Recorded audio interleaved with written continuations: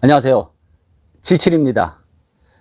오래간만에 영상으로 뵙는 것 같은데, 제가 지난 연휴 이용해서 스페인하고 그 포르투갈, 리스본 그쪽으로 해서 다녀왔습니다.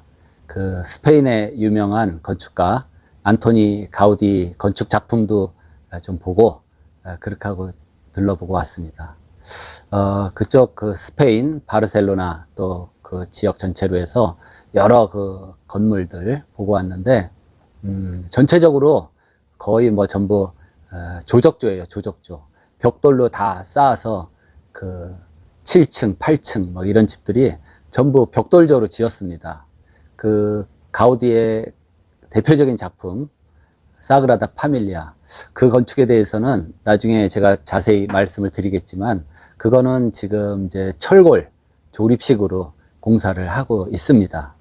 그 성가족 교회당, 그거는 나중에 기회 있을 때 또 자세하게 말씀을 드리고, 오늘은 전체적으로 그 조적조 벽돌집, 우리나라에서 현재 여러 가지 다른 콘크리트조라든지 또 물류 같은 게 너무 편하게 돼서 저쪽 북유럽 또 북미 쪽에서 오는 목재들이 많이 들어오기 때문에 또 목조, 경량 목조라든지 이런 것들을 많이 하고 있어요. 그렇지만 우리나라도 1990년 이전에 벽돌집이 정말 많이 그렇게 지어졌었어요. 그리고 반포 지역, 그 구반포 지역, 거기에 주공 아파트 지은 거, 그것도 벽돌조입니다. 5층짜리 아파트인데 그게 고압 벽돌로 지은 그것도 벽돌조였었어요.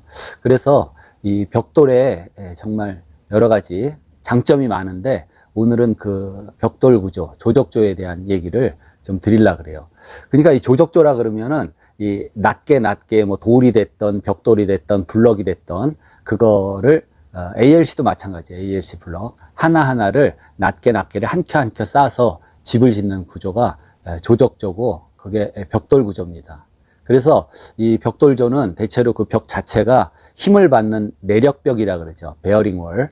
그래서 그 기둥 역할을 하는 게 벽 전체가 상부에 있는 하중, 힘을 받는 그러한 구조로 된 게 벽돌조입니다. 그렇기 때문에 이 벽 전체가 내려왔을 때 기초는 어떻게 돼요? 독립기초. 독립기초는 기둥 밑에 기초판이 있는 거죠. 그걸로는 할 수가 없고, 내력벽, 벽을 따라서 줄기초로 그렇게 하게 되는 겁니다. 그래서 이 벽돌조는 참 간편하기도 하고, 또 지을 때 비용도 그렇게 많이 안 들어요. 그래서 좋은 구조인데, 요즘에는 이제 다른 구조들이 너무 많이 그렇게 또 이제 유행을 하기 때문에 상대적으로 벽돌조가 좀 소외되는 그런 입장입니다. 이 스페인 쪽에도 보면 굉장히 오래된, 뭐 한 대략 300년 이상, 500년 이렇게 된 건축물들이 즐비하게 있어요. 그리고 그때 당시에는 실제적으로 그 엘리베이터가 개발된 게 1800년대 말인데 엘리베이터가 없을 때죠. 그래서 대략 이제 높은 층은 한 뭐 8층, 7층 뭐 그런 정도. 그리고 높이가 층고가 좀 높기 때문에 거의 한 막 30m 이렇게 되는 그러한 건물들이 전부 이 벽돌조, 조적조로 그렇게 지어놓고 여태까지도 그렇게 건재하게 건물들이 유지가 되고 있어요. 물론 아랫부분이라든지 모서리 쪽에는 돌을 시공해서 돌로 이렇게 감싸놓고 그랬는데, 결국은 크던 작던 돌로 했던 이 소성벽돌, 붉은 벽돌이죠. 불에 구운 벽돌로 됐던 거의 그렇게 조적으로 지은 건물들이 지금까지도 건재하게 있습니다. 이렇게 영상에서 보듯이 여기 이제 스페인 바르셀로나 이 즐비한 건물들, 이런 것들이 전부 다 조적조로 된 건물들이에요. 지나가다가 이제 창을 이렇게 개보수하면서 이제 건물을 보수하는 그거를 봤는데, 사진에서 보듯이 보면은 벽 두께가 한 1m 정도 되죠. 엄청 두껍습니다. 우리나라 이 건축법 규정에도 건물의 그 높이별로 또 층수에 따라서 벽 두께에 최소 규정이 있어요. 표에서 보다시피 건물의 이제 높이가 뭐 5m 미만이냐, 5m 이상이냐, 또 11m 이상이냐, 또 벽체 길이가 8m. 벽체 길이라는 거는 벽이 쭉 가다가 이 마주치는 벽하고 그 대린벽이라 그러거든요. 거기까지의 길이를 벽 길이로 보는 거예요. 또 벽이 가다가 이렇게 꺾어지면 거기까지의 길이, 이 벽 길이가 8m 이상이냐 또 8m 미만이냐에 따라서 벽 두께 규정이 있는데, 이제 표에서 보듯이 건물이 3층 건물인데 벽 길이가 8m 이상이 되고 1층인 경우에는 벽 두께가 상당히 두꺼워지죠. 그래서 표에서 보듯이 최소한 1층 같은 경우 뭐 8m 미만의 벽 길이일 때 15cm 정도 해서 해가지고, 또 3층 이상 되면은 뭐 벽 두께가 꽤 두꺼워져요. 그러다 보니까 이런 스페인 쪽에 7층, 8층 이렇게 조적조 벽돌로 올라가면 벽 두께가 한 1m 정도 되는 게 그게 놀라운 일도 아닙니다.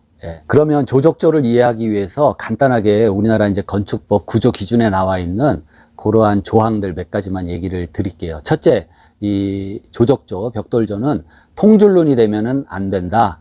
막힌 줄눈으로 하라 이거죠. 그래서 그림에서 보듯이 통줄눈은 줄눈이 이렇게 쭉 사다리형으로 그냥 쭉쭉 내려가면은 그게 통줄눈입니다. 그러면 하중이 벽 위에 예를 들어서 지붕에 어떤 석가래 같은 게 놓였을 때 그 힘의 분포가 이렇게 삼각형으로 퍼져 내려가지를 못해요.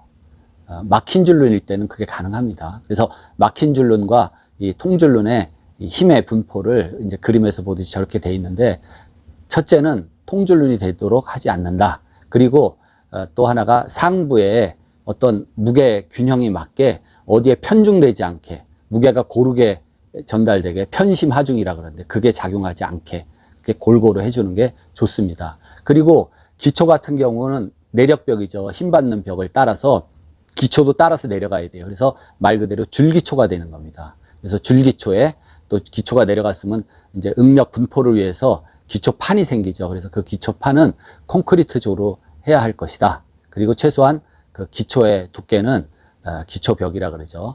25cm 이상 두껍게 해야 된다. 이런 또 규정이 있어요.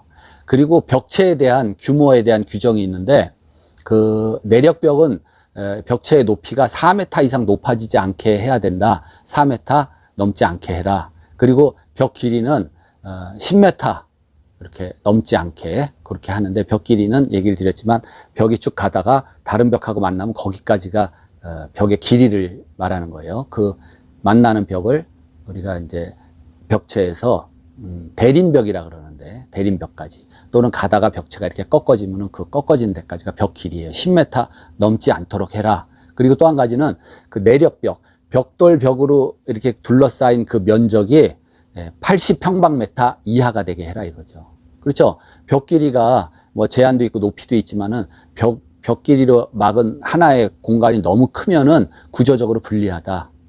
그러면 다시 말하면은 이 벽이, 내력벽이 이렇게 촘촘히 막힌 그런 구조는 튼튼하겠죠. 상부 하중에 대해서.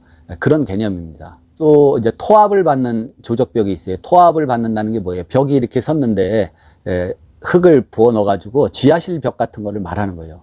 토합이라는 거는 횡력으로 작용을 하기 때문에 원칙적으로 조적조 벽체로는 하면 안 됩니다. 2m 50 이하일 때는 조적으로 가능하다. 이중벽으로 많이 하는 경우가 있는데, 이중벽으로 하는 이유는 벽에 공간을 띄움으로써 단열 효과도 있고 또 어떤 습기 방지 그런 효과가 있어서 이중벽으로 많이 하는데, 이중벽으로 할 경우에는 앞에서 말한 벽 두께 기준을 하나의 벽만 적용을 하는 겁니다. 이중벽 두 더블로 벽을 쌓다 그래서 두 개를 다 합치면은 그 계산을 그렇게 하면 안 된다. 하나의 벽이 내력벽으로서 작용을 하게 한다. 그렇지만 1층이나 또는 최상층이죠. 3층 건물에는 3층의 벽, 1층 건물은 그냥 1층이죠. 그 벽이 이중벽으로 돼 있을 때 가로, 세로 각각 40cm 이내마다 두 벽을 연결하는 철물을 사용했을 때는 그 경우는 두 벽의 두께의 합을 인정을 해주겠다. 뭐 이런 규정이 우리나라 건축법 그 조적조 구조 기준에 나와 있습니다. 그리고 테두리보라는 게 굉장히 중요한데, 테두리보는 뭐예요? 내력벽이 쭉 올라갔으면 이제 슬라브 바닥이 있을 거 아니에요? 그 바닥과 조적조 벽체와 만나는 그 부분에 보를 만들어야 된다. 보. 근데 그거는 철근 콘크리트로서 벽 두께의 1.5배의 춤, 그러니까 이 높이 그 보의 춤을 1.5배는 해야 된다. 그림에서 보는 것처럼 저런 구조로 해서 그 테두리보를 해줘야 됩니다. 그래서 테두리보의 역할이 중요해요. 그 다음에 벽이 힘을 받다 보니까, 내력벽이다 보니까 벽을 어떻게 해요? 개구부라 그러죠. 구멍을 뻥 뚫어 놓으면은 그게 상부에서 오는 하중을 견디지 못할 수가 있어요. 그래서 이런 개구부 규정, 그 벽체의 그 구멍에 대한 규정이 있어요. 그래서 이 개구부가 있으면 어떤 벽이 10m예요. 근데 그 창에 뚫려 있으면은 그 창에 뚫린 폭의 합계가 벽 전체 길이의 2분의 1 이하로 해라 이겁니다. 무슨 얘기인지 알겠어요?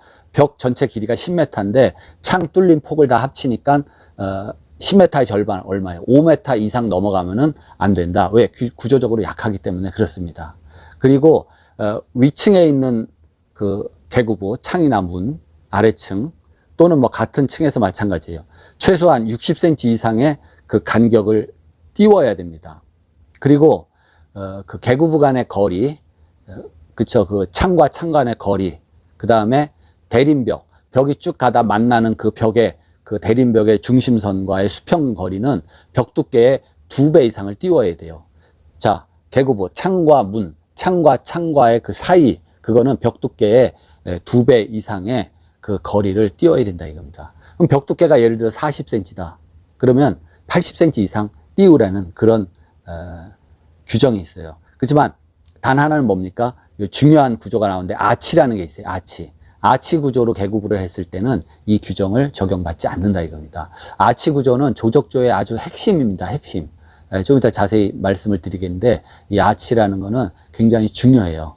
그리고 개구부, 구멍 뚫린 그 폭이 1m 80 이상 됐을 때는 상부에 뭡니까? 철근 콘크리트조 상인방. 인방이라는 게 뭡니까? 이렇게 쭉 보여요. 창 위에, 개구부 위에 걸쳐지는 인방인데 상부에서 오는 하중이 여기 개구부 구멍이 뚫렸으니까 어떻게 무너질 수가 있죠. 그래서 튼튼한 철근 콘크리트제 인방을 설치해야 된다. 요겁니다. 그리고 이제 벽에다가 홈을 파는 경우가 있어요. 홈은 뭐 전기 배선을 하기 위해서 또는 뭐 파이프, 설비 이런 것 때문에 홈을 팔 수가 있는데 세로로 파는 홈이 있고 또 가로로 파는 홈이 있어요. 그래서 세로로 홈을 팔 경우에는 벽 높이의 4분의 3 이상 파면 안 됩니다. 또 세로 홈의 깊이는 벽 두께의 그 3분의 1 이하로 해야 돼요. 그러니까 벽 두께가 30cm다. 그러면은 10cm 이하로 그 홈을 파야 됩니다. 그리고 가로 홈 같은 경우는 벽 두께의 그 3분의 1 이하 이렇게 하고 3m 이하 가로홈 같은 경우는 3m 이상 길게 파면은 안 되는 그런 규정이 있어요. 기타 이 조적조, 벽돌조에 대한 상세한 그런 규정들이 많이 있는데 이런 정도예요. 그러니까 지금 다시 말했듯이 뭐 그 개구부에 대한 규정, 그 다음에 벽의 길이에 대한 규정, 벽의 높이에 대한 규정, 그 다음에 건물 층수 규모에 따른 벽 두께 규정, 뭐 이런 것들이 있어요. 근데 이제 대표적으로 이 조적조 하면은 횡력에 약합니다. 횡력이라는 게 옆에서 미는 힘인데 대표적인 게 뭐 태풍도 있지만 지진입니다. 지진은 종파도 있지만 이렇게 옆으로 흔들리는 횡파가 있어요. 그럴 때 이 조적조가 좀 취약합니다. 그렇기 때문에 일본에는 거의 벽돌 건물이 없어요. 왜? 지진이 너무 심하게 일어나니까, 자주 일어나니까 전부 다 이제 목조 가구식입니다. 이게 찌그러질 망정 와르르 무너지지 않게 그렇게 한다 이겁니다. 그렇다고 해서 벽돌조가 그렇게 약하냐? 약하지 않아요. 유럽 쪽에 뭐 스페인 쪽에도 보셨지만은 뭐 7층, 8층 전부 벽 두께가 두껍지만은 전부 조적조로 그렇게 할 수가 있어요. 그 이유는 그러니까 조적조, 벽돌집의 그 강도를 좌우하는 거는 지금 구조 기준에 나와 있듯이 뭐 벽의 높이, 두께 이런 것도 중요하지만은 그 벽돌 자체의 강도보다는 벽돌 하나하나 접착해서 쌓아 올리는 그 모르터르, 접착 몰탈의 강도가 벽돌조, 조적조의 강도를 좌우하는 겁니다. 아무리 튼튼한 무슨 화강석 벽돌로 만들어서 쌓았다고 해도 그거를 쌓는 접착 몰탈이 약하면은 힘이 없어요. 와르르 무너집니다. 그렇지만 이 접착 몰탈의 접착 강도 또 압축 강도 이런 게 강해가지고 이렇게 충격이 가해졌을 때 벽돌이 깨질 망정 접착 몰탈 쪽이 이렇게 박리가 떨어지지 않는다 그러면은 굉장히 강력한 벽돌조, 조적조가 될 수가 있어요. 그림에 보듯이 이 벽돌 건물이 아름다운 건물들이 정말 많습니다. 우리나라 대표적인 거 뭐 명동 성당도 그렇죠. 검정벽돌하고 적벽돌을 조화롭게 쌓아가지고 만든 것도 있고 이 정말 아름다운 벽돌조 건물들이 많아요. 조적조라는 게 이렇게 벽은 그렇게 규정에 의해서 올라가는데 이 슬라브는 어떻게 하냐, 이거 슬라브.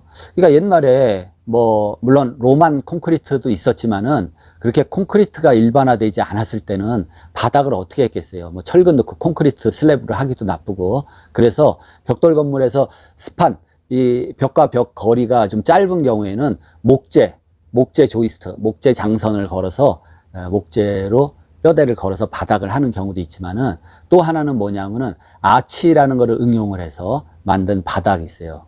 아치라는 거는 그림에서 보듯이 이렇게 반원형, 또 아치의 종류가 굉장히 또 많아요. 뭐 반원 아치, 포인티드 아치, 뭐 무슨 아치 해가지고 아치의 종류도 많지만 전부 다 그 원리는 같아요. 상부에서 오는 하중을 이 아치의 중심 축선을 따라서 이렇게 수직력으로, 압축력으로 작용을 하게 그렇게 만든 겁니다.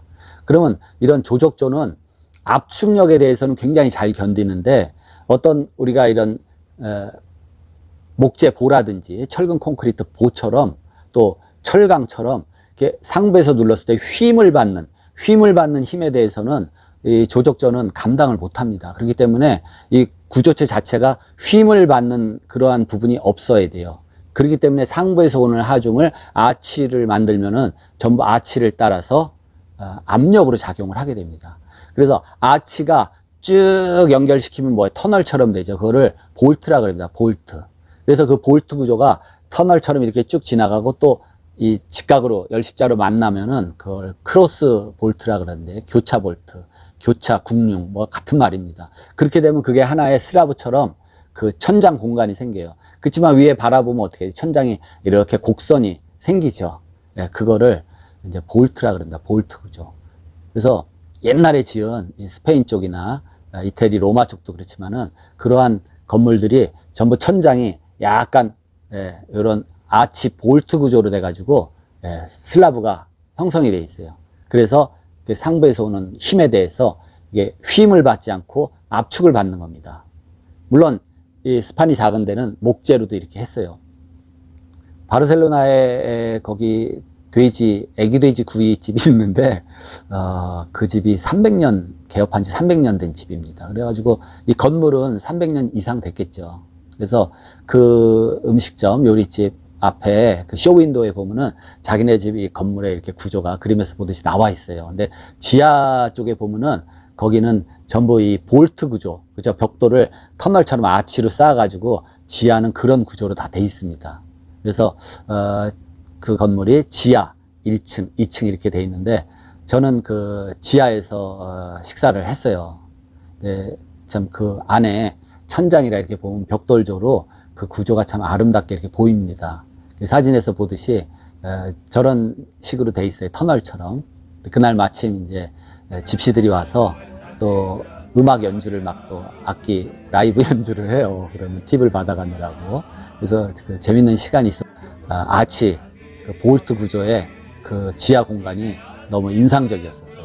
그래서 조적조에 대한 뭐 얘기를 이렇게 간단히 했는데 그 옛날부터 널리 사용되어 온 그 구조입니다. 물론 일본처럼 지진이 많은 데서는 이게 좀 문제가 있지만은 아주 손쉽고 또 공사비도 저렴하게 들어요.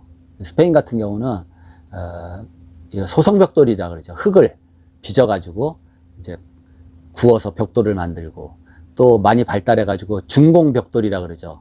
이 지금 공사하던 그 개보수하는 집 앞에 그 공사하려고 그걸 갖다 놨더라고요. 중공벽돌. 그래서 가운데 공간이 이렇게 하모니카처럼 뚫려 있고 사이즈도 큰 것도 있고 작은 것도 있고 그래요. 제가 이렇게 손으로 한 뼘 재보니까 제 이 한 뼘이 한 23cm 됩니다. 그래서 그 중공 블럭이 한 30cm 정도 됐던 것 같아요. 그러니까 가운데가 비어 있으니까 어떻게 돼요? 벽돌 무게는 가볍고 또 공간층이 있으니까 우리가 페어그래스 이중 유리가 그렇지만은 그 공기층이 있으면 단열 효과도 좋고 그 무게도 가볍고 그러면서 그 어떤 압축 강도는 충분하니까 그렇게 해서 많이 이제 보수를 하고 그런 걸 봤어요. 요즘에 이제 물류가 원활하다 보니까 뭐 외국에서 좋은 목재들도 많이 들어오고 뭐 철재도 있고 각종 다양한 재료가 있고 특히 우리나라는 이 시스템이 잘 돼 있어서 정말 레미콘도 금방 와가지고 또 펌프카 이용해서 또 콘크리트 타설도 쉽고 이렇다 보니까는 그 뭐 고층 건물에서나 적용하는 그 콘크리트, 철근 콘크리트 구조를 주택에서도 많이 해요. 근데 그거는 뭐 글쎄요, 적절한지 아닌지는 또 다시 생각해 봐야 되겠지만, 이러한 간편한 벽돌조, 조적조 같은 것도 다시 한번 우리가 이제 재고를 해봐야 되지 않겠냐. 예, 비용도 싸게 듭니다. 벽돌조로 집을 지면. 그래서 오늘은 이제 벽돌조에 대한 그러한 간략한 개념에 대해서 얘기를 드렸어요. 예, 시청해 주셔서 감사합니다. 다음 시간에 뵙겠습니다.